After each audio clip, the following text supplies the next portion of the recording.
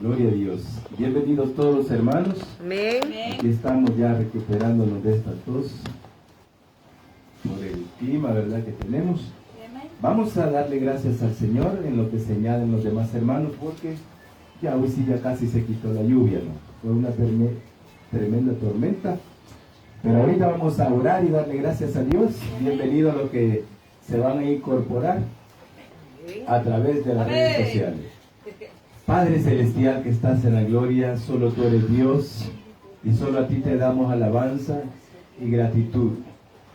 Señor, gracias por mandar a tu Hijo Jesucristo, tu otra parte, para que viniera, Señor, a ser el Cordero, que muriera en lugar de nosotros para así, con su sangre y con su muerte y con su resurrección, comprarnos a nosotros, Señor, para ser mi Dios, parte de esta nueva raza, de tu pueblo, Padre. Gracias te damos por esto, Señor.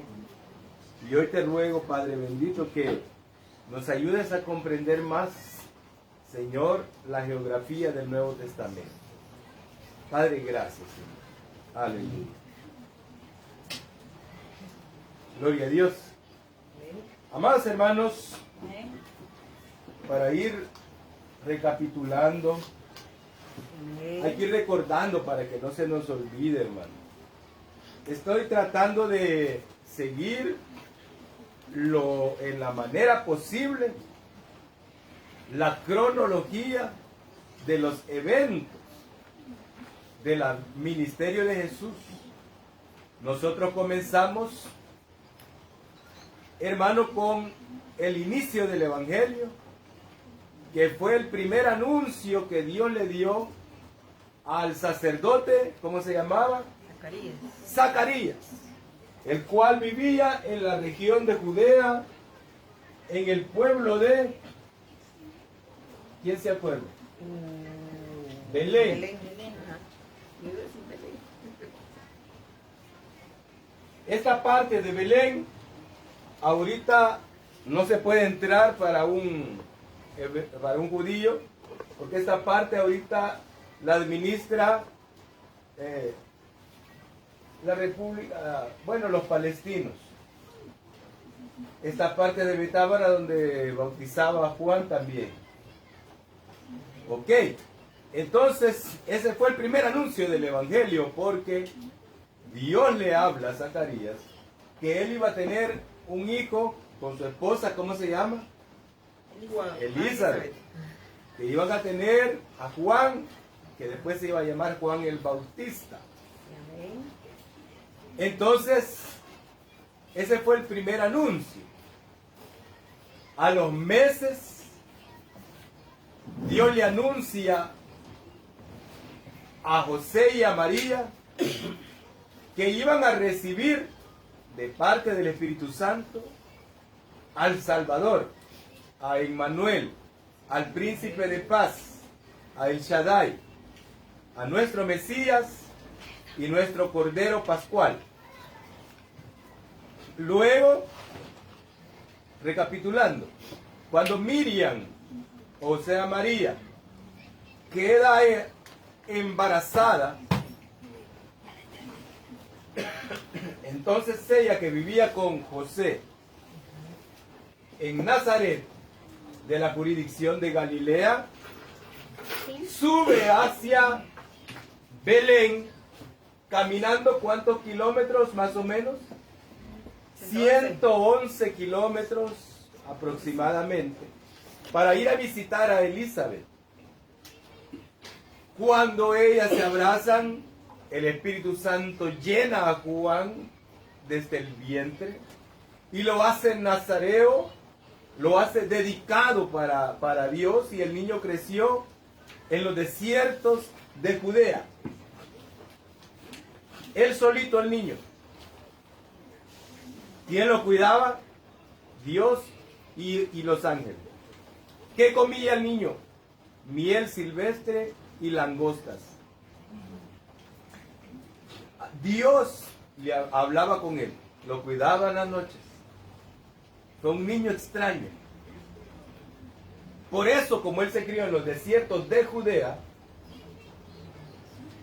la palabra profética decía, voz que clama en el desierto, aparejad el camino del Señor, todo monte alzado se allane, o sea, todo orgullo bájese, y todo el que está oprimido levántese, porque viene nuestro Redentor.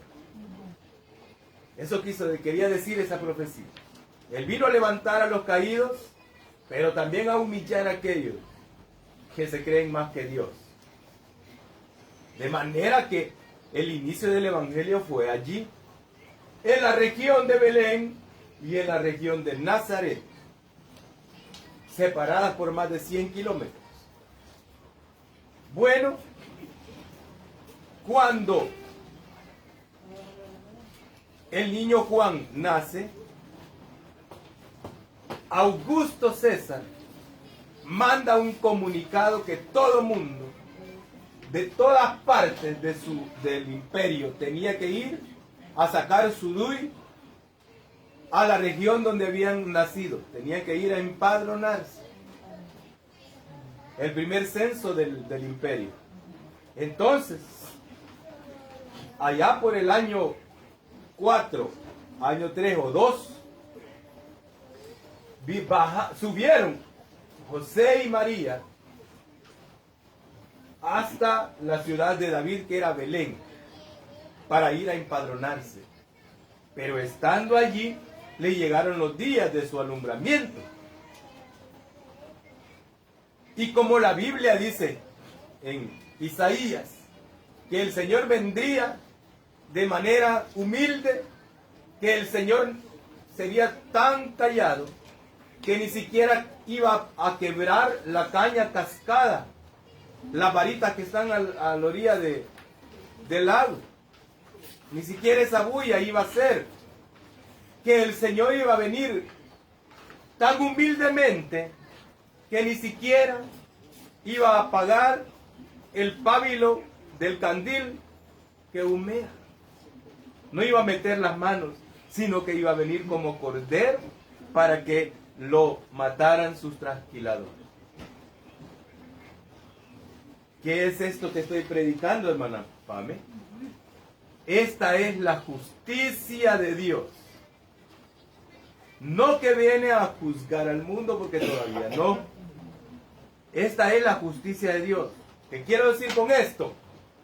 Y le hablo a todos los pensantes y grandes estudiados, y a los de la antigüedad también me refiero. Todos dicen, no es justo que Dios nos vaya a condenar porque Él diga que hemos pecado. No es justo. Entonces llamaron injusto a Dios.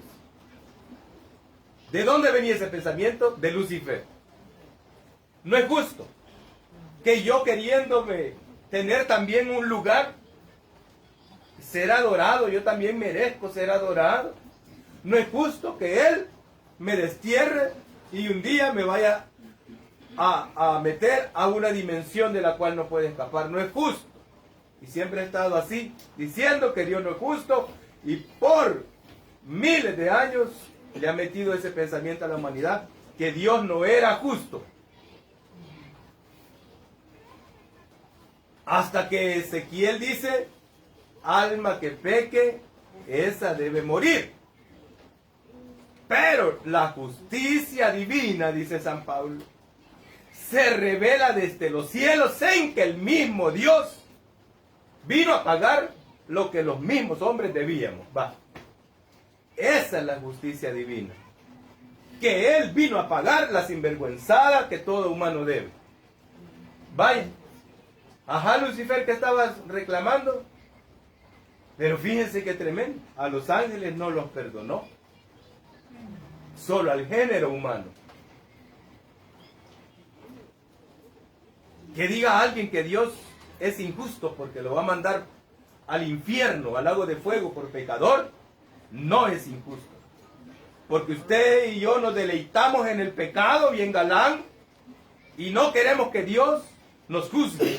Él es el dueño, Él es el papá.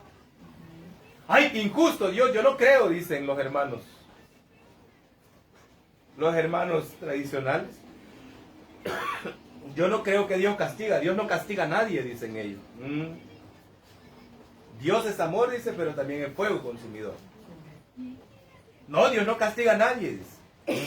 Pues yo le digo que sí. Él es el dueño.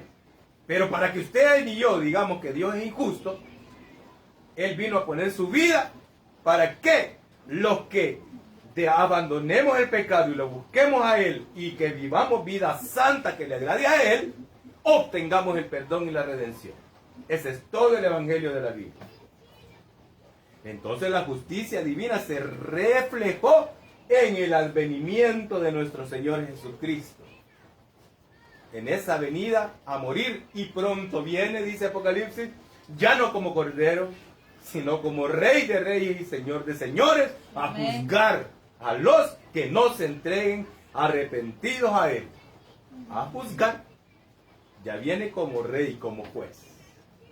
En su muslo el nombre escrito Rey de reyes y Señor de señores. Y vendrá con espada de su boca. Hay una profecía en el Antiguo Testamento que dice que Jehová tiene espada en la boca, que quiere decir que su palabra es cortante, más que toda espada de dos filos. Entonces, la justicia de Dios se reveló con el nacimiento de Él mismo, de Dios mismo, en la persona del Hijo de Jesucristo, viniendo Dios mismo en forma de un humano humilde, sencillo, a que lo insultaran, lo mataran, pero porque Él vino a pagar la sinvergüenzada de cada uno. ¿Para qué? Nosotros reconozcamos eso, nos arrepintamos y nos entreguemos a Él para entrar a la nueva familia y a la nueva raza de Dios. Esto es, en semilla, todo el Evangelio. Luego vino el Señor y cuando estaba recién nacido, el ángel Gabriel le dice: llévate al niño hacia Egipto. Estuvo allá de 1 año a 1 año y medio, en lo que murió Herodes, ¿quién? El Grande. Herodes el Grande hizo la mayoría de construcciones, las mega construcciones. Es un hombre que lo que tocaba lo convertía en oro prácticamente. Muy bendecido era Herodes el Grande, pero quiso matar al Mesías. Si él, en vez de quererlo matar, hubiera ido a reconocerlo, Dios lo salva, se lo garantizo, y lo hubiera bendecido más. Pero él se llenó de orgullo y quiso matar al Mesías, y cumplió la profecía cuando dice que Raquel llora a sus hijos aquí en Belén. Entonces, amados, cuando murió Herodes, el ángel le dice, en sueños le dicen a José: regrésate, porque ya murieron los que querían matar al niño. Pero José le dio miedo quedarse en Judea, en Jerusalén. ¿Por qué? Porque el hijo de Herodes, que se llamaba Herodes Arquelao, ¿se acuerdan de eso? Estaba reinando en vez del padre aquí en esta tetrarca. 3 ciudades, tetra es 3, tetrarca 3 ciudades. De ahí Herodes, Antipas y el otro que también se puso Herodes, los 3 Herodes, eran los que gobernaban. Después, cuando ya Jesús estuvo grande, pusieron a Poncio Pilato como gobernador. Ok. Entonces, hermano, ¿para dónde agarró José con el niño? Para Nazaret. Perdón que estoy tosiendo mucho, pero para Nazaret. Caminaron estos 1000 de kilómetros hasta llegar a Nazaret. Y de ahí, ¿qué pasó, hermana Noé, con Jesús? ¿Se perdió?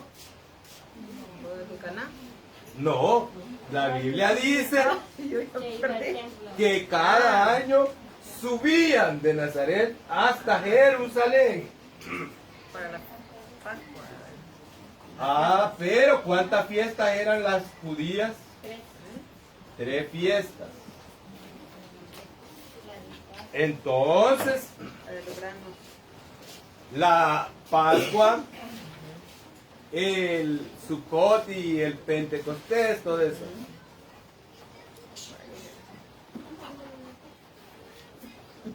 Subían cuántas veces al año, hermano. 3. Y si querían ir a visitar a alguien, entonces el niño se podía todo el país. Todo el país. Entonces, amados, cuando tuvo 12 años, vinieron a una de las fiestas, dice, tuvo que hacer la Pascua, hasta Jerusalén, y el niño se quedó ahí 3 días, hablando palabras profundas con los fariseos, y se admiraban y decían, niño, pero ¿cómo es que sabes tanto? Y dice que su fama se fue creciendo. Y aquí en Nazaret habrá jugado trompo el Señor, chibola. Yo digo que el Señor sí jugaba. Era un niño muy sano. Sabía que Él era Dios, pero a Él le encantaba. Y si algún niño grande le quería pegar, hermano, fue niño. Y él sabía que Él era Dios. Pero él era feliz con sus criaturas. Él convivía con sus criaturas. El Señor jugaba. Porque yo lo veo con sus discípulos jugueteando. Lo veo haciéndole un poco de bromas a los discípulos. Él era feliz. Estaba con lo que Él amaba. Entonces, de los 12 años hasta los 29 se nos pierde, ¿verdad? Aunque sabemos que subía cada año. A los 29 años, a los 30 años, dice ahí, ¿verdad? Libro de Lucas. 30 años. Sube el Señor hasta aquí a Belén, a Judea, y baja hasta el río Jordán en la aldeíta de Betábara. ¿Para qué? ¿Para qué descendió el Señor al Jordán, a Betábara? ¿Por qué tenía que ser bautizado si él no era pecador? Por el traspaso del sacerdocio. Por el traspaso del sacerdocio y del ministerio profético. Ok. De aquí no se va el mismo día, sino que al siguiente día regresa a Betábara y estaban unos discípulos de Juan el Bautista que se llamaban Andrés. Andrés primero, este lo siguió y fue a buscar a su hermano Simón. Y el Señor le dijo, tú eres Simón y te vas a llamar Cefas. O Pedro. Entonces, a los 2 días de haber sido bautizado, comenzaron el camino de regreso. Y dice que llegando iba al 3er día y lo invitan a una fiesta. ¿Hacia qué provincia? ¿Hacia qué ciudad? ¿Capernaum o No. Zaida? Él llegó a Nazaret. Lo invitaron a Caná. En Caná, ¿qué pasó? La mamá le dice, hijo, ya no hay vino. Y él le dice, mujer, todavía no me ha llegado mi hora, pero ni modo. Y ella hacia adelante le dice, todo lo que él les diga, háganlo. Vaya, pues, digo eso. Hizo su primer milagro. Luego de allí, vimos la clase pasada, que el Señor viene de Caná y se les pierde a los discípulos 40 días. ¿Qué hicieron Andrés, Simón, Felipe y Natanael? ¿Qué hicieron en esos 40 días? Se fueron a pescar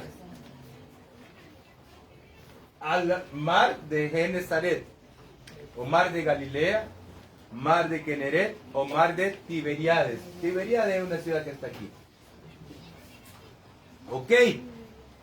Después de esos 40 días, ¿qué pasó en el desierto? La tentación. Llega la provocación de Satanás con el objetivo de hacerlo dudar o hacerlo caer sigilosamente en su trampa. El Señor no cayó en la trampa. No se dejó seducir, no se dejó tentar. Hay hermanos bien tentadores en la iglesia. hermanas que andan ahí tentando. Ah, sí. Pero no cayó en la provocación el Señor, no le dio ni lugar. Por eso Pedro dice, no deis lugar al diablo, hombre, no caigan en la tentación. No, ni siquiera se dejen seducir por el pensamiento. Quemen el pensamiento. Ah, siquiera fuera así, ¿verdad? Amén. Después de que hubo ayunado, vino en el poder del Espíritu Santo y venció a Satanás. Y entra de nuevo en Nazaret, su ciudad, y agarra el rollo de Isaías y lee en lo que ahora vamos a ver. Lucas capítulo 4, y lo vamos a ir salteando los versículos porque esto ya lo leímos. Verso 16 en adelante. Dice, vino a Nazaret donde se había criado y vino en el día de reposo. ¿Entró en qué? En la sinagoga. ¿De quiénes? De los judíos. Conforme a su costumbre. Pues si él solo ahí pasaba en el templo, en la sinagoga. Y se levantó a leer. Se le dio el libro del profeta Isaías y habiendo abierto el libro halló el lugar que estaba escrito. Dice, el Espíritu del Señor está sobre mí por cuanto me ha ungido para dar buenas nuevas a los pobres. Me ha enviado a sanar a los quebrantados de corazón, a pregonar libertad a los cautivos. A todo eso vino. Vista a los ciegos, a poner en libertad a los oprimidos, a predicar el año agradable del Señor. Y enrollando el libro lo dio al ministro y se sentó, según la costumbre hebrea de predicar. No predican parados, se sientan. Amén. ¿Qué pasó ahí, hermano? Y le dijo, hoy se ha cumplido esta escritura delante de vosotros.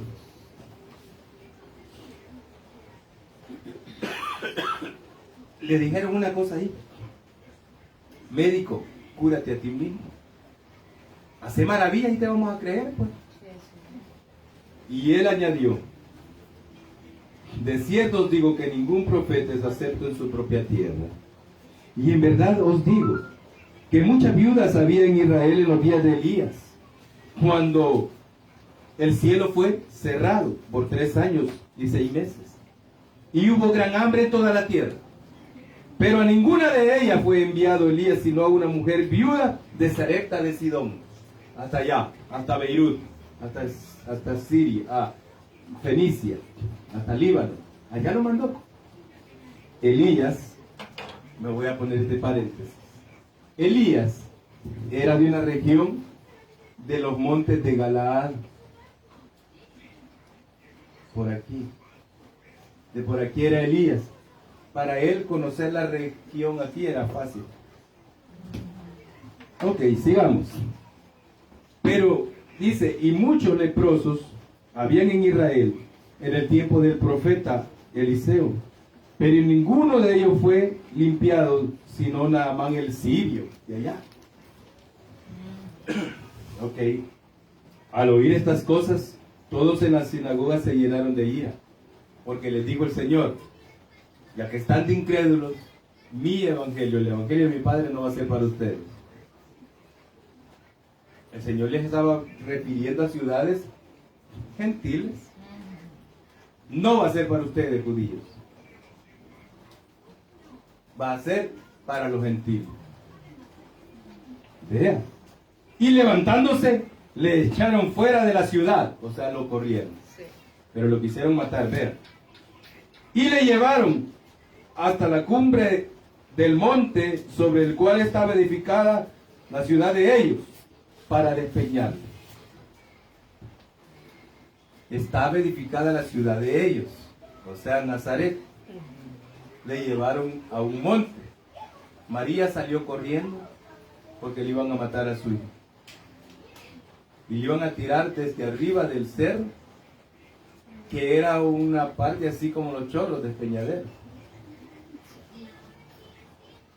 Pero, dice el versículo 30, mas él pasó por en medio de ellos y se fue. Abandonó Nazaret. No me quieren aquí. Me voy. ¿Qué iba pensando el Señor cuando en cámara lenta iba caminando en medio de la multitud? Ya de haber dolido. Si tan solo supieran, ha de haber dicho: ¿quién es el que va caminando aquí,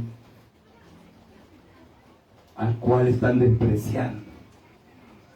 Si tan solo abrieran sus ojos y entendieran quién soy. Pero ni modo, me voy a buscar otras ovejas. Pero ya les anuncié el Evangelio. Tremendo, ¿eh? ¿Y por qué nadie le pegó ni nadie le hizo nada? Su poder obró. Y entonces, hermano, ¿y de ahí qué pasó? Se fue a vivir con Pedro.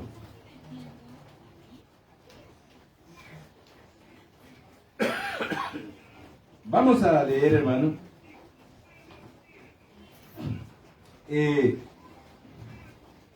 4:31. Descendió Jesús a Capernaum, ciudad de Galilea, y les enseñaba los días de reposo. Vaya. Estaba en Nazaret, lo quisieron matar, vino el Señor y descendió de estos montes de Nazaret y bajó hasta el lado de Genezaret a la ciudad de Capernaum. En esta Capernaum había la sinagoga más grande de todo Israel. Ahí estaba la sinagoga más grande. Bien cabían sentados unos 200 personas. Era la sinagoga más grande, quizás después del templo lo más grande. Entonces, sigamos leyendo. ¿Qué es lo que hacía el Señor ahí? Los días de reposo. Enseñaba. ¿Enseñaba qué días? Los días de reposo. Enseñaba, dice, los Shabbat. Cada día de reposo, el Señor enseñaba aquí. Ok, ¿y qué más hacía? Y se admiraban de su doctrina porque su palabra era con autoridad. Estaba en la sinagoga un hombre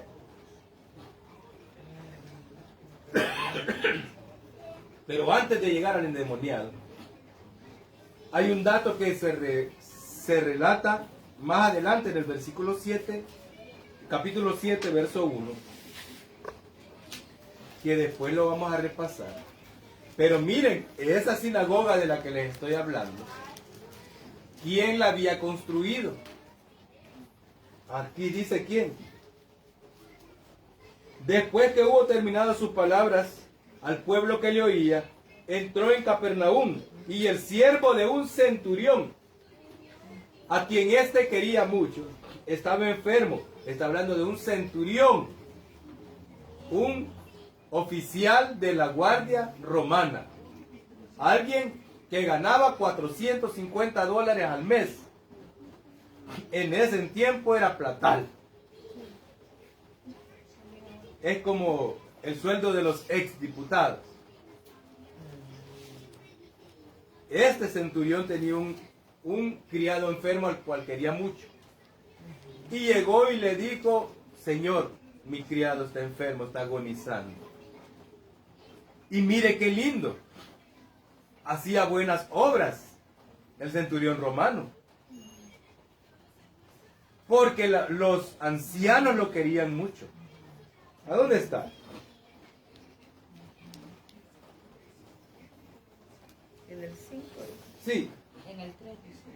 Cuando el centurión oyó hablar de Jesús, le envió unos ancianos de los judíos rogándole que viniese a sanar a su siervo.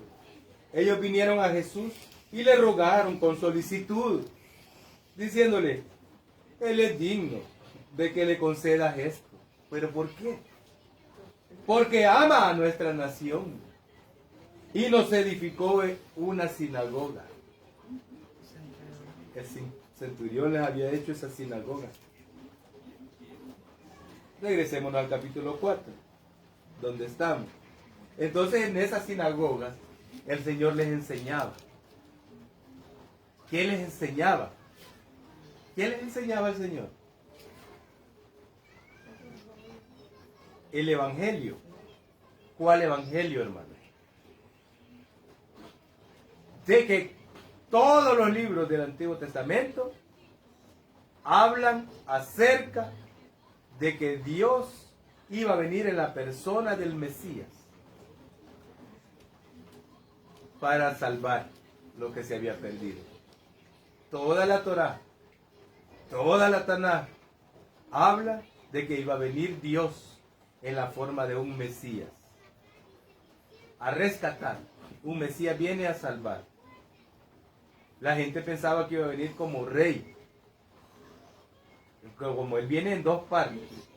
Una que era a salvar y la otra ya a tomar su trono. Entonces él les enseñaba y les decía: de mí escribió Moisés. A mí se refería cuando decía que hay que celebrar el Pesaj, la Pascua. Se refería a mí, les decía el Señor. ¿Y por qué? Les decía el Señor: porque la sangre de machos cabrillos y de ovejas no pueden borrar el pecado del hombre. Sin embargo, el Hijo del Hombre ha venido para morir en vez de muchos, para que su sangre otorgue el perdón de pecados. Y les abría las Escrituras. De mí habló tal profeta. De mí escribió Isaías cuando decía: como cordero mudo fue llevado al matadero. Y les enseñaba cada sábado. Y la gente decía: Rabí, ¿vas a enseñar este Shabbat? Claro, voy a llegar.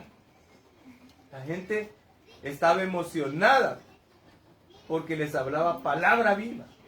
Les hablaba la verdad. Luego, en uno de esos Shabbat, se revela un endemoniado, un demonio que siempre asistía al culto. ¿En serio? Vean. Estaba en la sinagoga, dice. O sea que ahí andaba siempre. Un hombre que tenía un espíritu de demonio inmundo, el cual exclamó a gran voz: pícaro, el ingrato. Ah, no, yo voy a publicar que él es el Hijo de Dios. Para que no logre su objetivo. El objetivo de Jesús era ir a morir. Porque si Jesús no muere, ¿cómo hubiéramos sido salvos? Entonces el demonio quería adelantarse. No, él es el Hijo de Dios. No, él. Porque decía: tal vez así le pongo trampa y ya no lo matan. Y entonces gritó diciendo: déjanos. ¿Qué tienes con nosotros, Jesús Nazareno? ¿Has venido para destruirnos? Bien sabe. Yo te conozco quién eres. Eres el Santo de Dios. ¿Qué le está? Va, hermanos. En semilla, allí, escondida en la palabra, entre líneas. ¿A quién es el único que se le puede llamar santo? Solo a Dios. ¿Qué le estaba diciendo el demonio? Él era Dios. Ahí está. Y Jesús no le dijo: no me llames el santo de Dios porque solo Él es santo. No, Jesús no dijo nada, pues si Él es el santo. Sí. Pero viene el Señor y le habla. Y Jesús le reprendió diciendo: cállate y sal de él. Entonces el demonio, derribándole en medio de ellos, salió de él y no le hizo daño alguno. Y estaban todos maravillados y hablaban unos a otros diciendo: ¿qué palabra es esta que con autoridad y poder manda a los espíritus inmundos y salen? Y su fama se difundía por todos los lugares de los contornos. Ahí tenemos. Hermanos, saben que todo el comercio de Siria, el comercio árabe, el comercio babilónico, tomaba esta ruta para venir a comerciar, llevar hasta Egipto y hasta lugares de África y Europa el comercio. y que muchos agarraban barquitas aquí porque era más fácil cruzarse de este lado de Jordania para acá, para ahorrar camino. Y cuando oían esos milagros y esa palabra de Jesús, los comerciantes llevaban esas buenas noticias a todo el mundo de Oriente. Entonces es estratégico que el Señor haya buscado un lugar aquí donde la palabra pudiera esparcirse y que la fama de Él se distribuyera en todas las ciudades alrededor. Otra cosa que pasó allí es que después de eso, hermano, que libertó al endemoniado, el Señor quiso ir a descansar donde Pedro. Veamos ahí. Versículo 38. Entonces Jesús se levantó y salió de la sinagoga y entró en casa ¿de quién? De Simón. La suegra de Simón, que tenía una gran fiebre, y le rogaron por ella. E inclinándose a ella, reprendió a la fiebre, y la fiebre la dejó, y levantándose ella al instante le servía. Ya Pedro ya estaba viviendo aquí en Capernaum, ¿verdad? Ok. Pedro era, creo que de Bethsaida, si no me, Sí, de si me Bethsaida. acuerdo bien. Ok. Entonces, ese día que libertó al endemoniado, el Señor quería ir a descansar, pero no le daban tiempo. Y le dijo: Pedro, no has hecho sopita de pescado. Vamos a ver qué ha hecho la suegra, le dijo. Buena suegra. Y llegan y la mujer se estaba con fiebre tifoidea o alguna fiebre de esa. Señor, le dijo, se está muriendo la suegra. No te abatas, y no, aquí estoy yo. Y le dijo: fiebre, deja a esta mujer. Y no solamente le quitó la fiebre, le inyectó vitamina al cuerpo el Señor Jesús. Porque dice que en el momento salió a ver qué le daba de comer. Señor, le voy a hacer unos chilitos rellenos. Ay, qué rico. Mire, bien vigorosa la mujer. O sea que le inyectó en el cuerpo vida.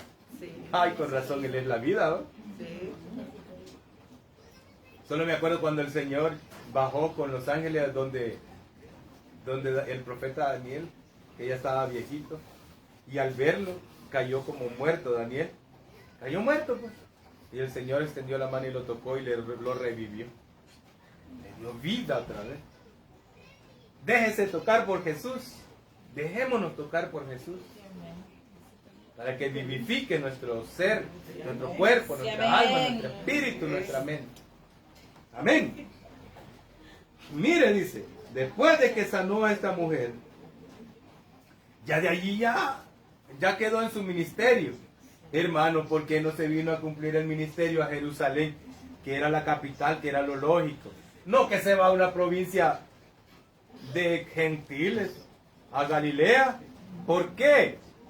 Porque ya les dije yo que el Señor Altísimo ya había profetizado en el libro de Isaías que la luz iba a llegar a tierra de Zabulón y de Neftalí. La luz, por eso Juan dice, la luz alumbra en las tinieblas y las tinieblas no pueden nada contra ella. La luz que nació en Belén llegó a tierra pagana. Los amó, los sanaba. Mire, ¿por qué? El Señor estuvo 3 años aquí.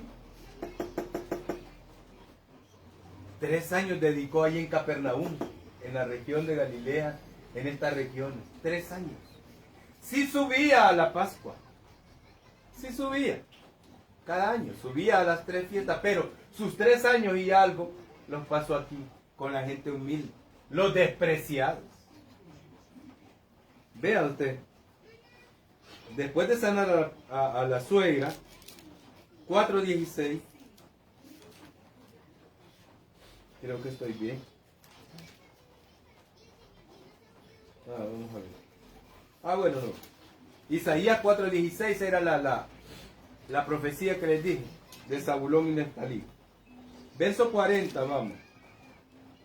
Al ponerse el sol, dice, en la tarde, dice, todos los que tenían enfermos de diversas enfermedades, los traían a él, y poniendo las manos sobre cada uno de ellos, los sanaba. También salían demonios de muchos. Qué lugar más feo va. Dando voces, diciendo, tú eres el Hijo de Dios, decían. Pero él los reprendía y no los dejaba hablar. ¿Por qué? Porque sabían que él era el Cristo. Cállate, no me estés descubriendo. Sí, es que eran pícaros, pues. Ya habían planificado los demonios. Descubramos lo que él es, el Cristo, para que no lo maten. Y si ya no lo maten, ya no va a poder salvar a nadie, porque las profecías dicen que debe morir. Por eso es que después, cuando lo matan, era necesario que muriera, dice.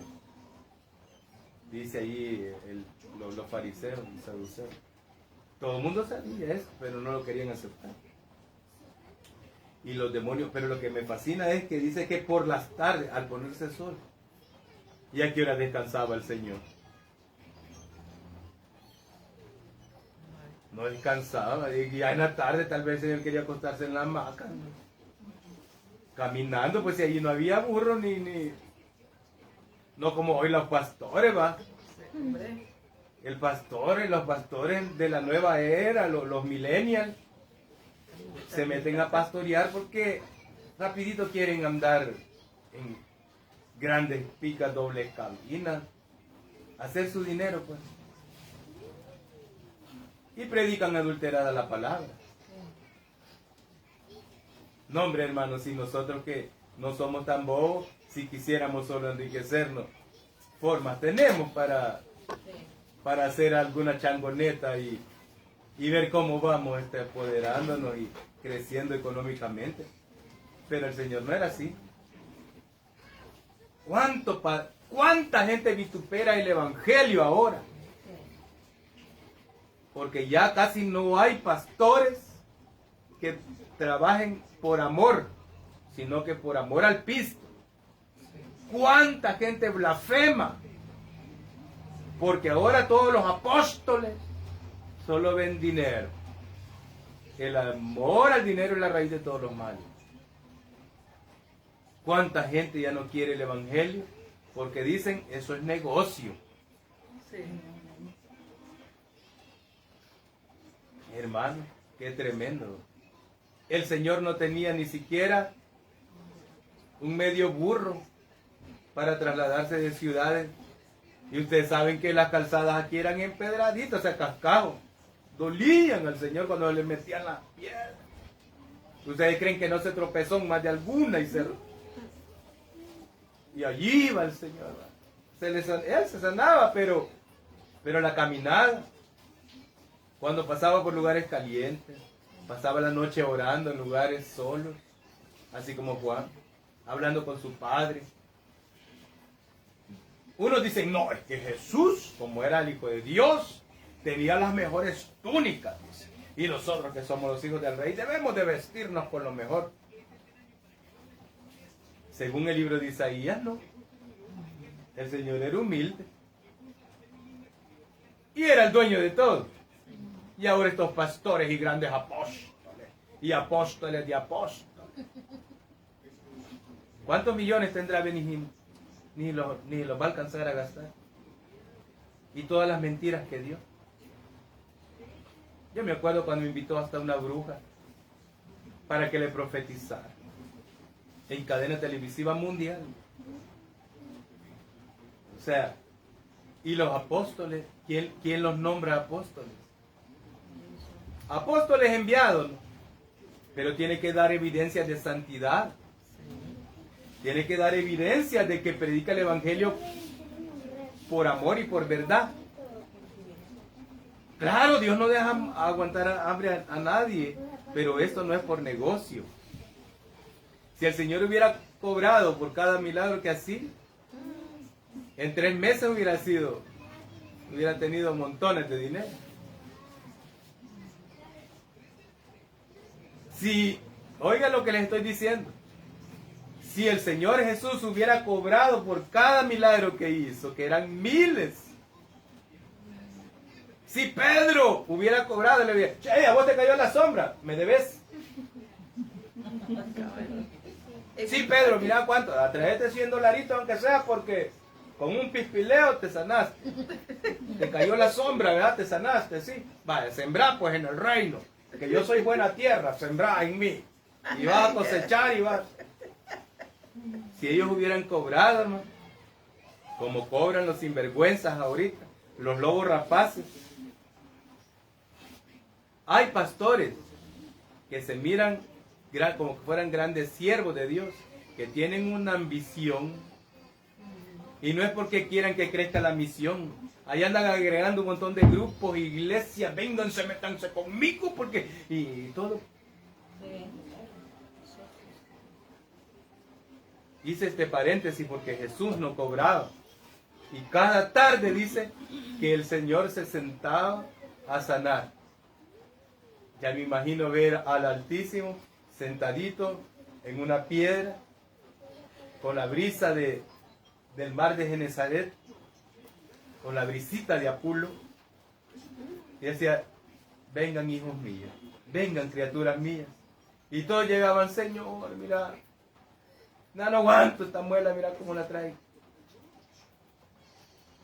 Se tocaba el Señor, sanit, Señor, mira que tengo y esto y todo, venía. Y no dice que de toda Siria venía la gente. Lejos caminaba la gente. En las tardes el Señor, por eso es que el Señor oraba en la madrugada, porque no le quedaba otro tiempo, hermano. En las mañanas enseñaba la palabra. ¿A quiénes? A sus discípulos. Los andaba entrenando.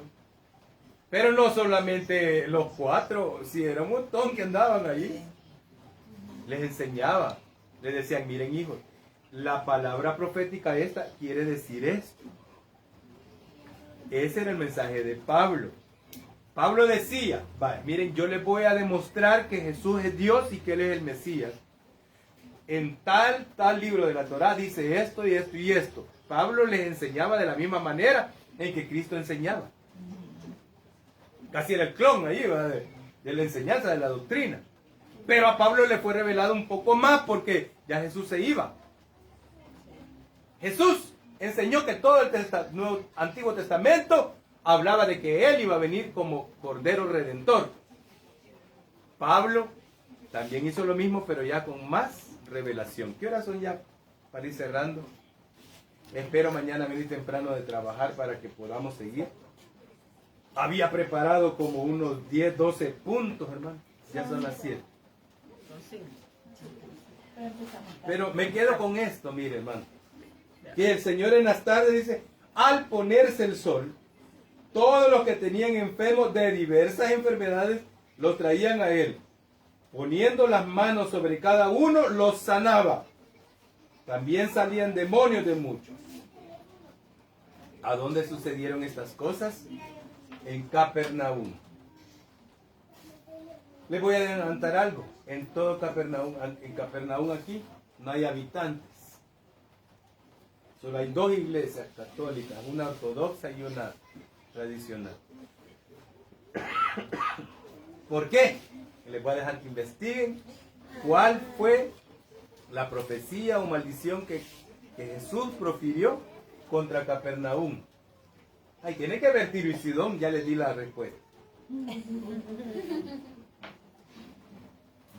Investiguen por qué profecía le dio el Señor Jesús a Capernaum,